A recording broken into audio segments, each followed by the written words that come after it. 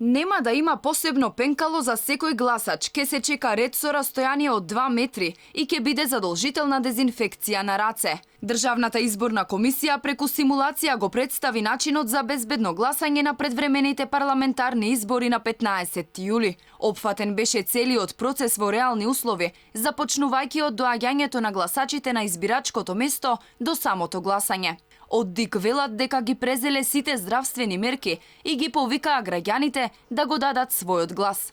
Државната изборна комисија ги презеде сите мерки, што се однесува посебно на здравствените мерки, бидејќи се соочуваме со еден предизвик, прв пат организираме избори во време на пандемија. Ние, што се однесува до ДИК, ги имаме преземено сите мерки за организирање на еден демократски и сигурен здравствен изборен процес. Задолжително растојание од 2 метри, а во една просторија истовремено ке можат да влезат најмногу 2 избирачи. Ваква ке биде сликата на избори во услови на пандемија.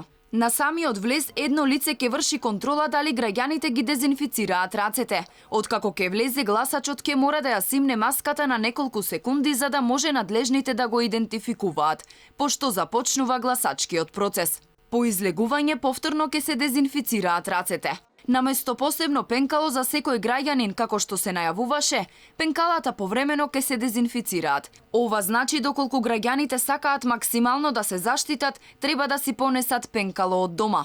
Граѓаните нема да смеат да гласаат со маски на кои има амблеми на политички партии, оти тоа ке се третира како влијание на избирачкото место, што е забрането со закон. ДИК исто така најави дека граѓаните ќе можат да гласаат со пасоши, чија важност истекла за време на вонредната состојба.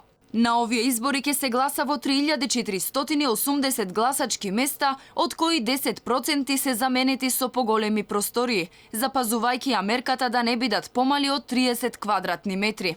Заклучно со 7 јули, како што изјави потпредседателката на ДИК, за гласање се пријавиле 137 лица кои се во самоизолација, како и 3138 болни и немојкни лица.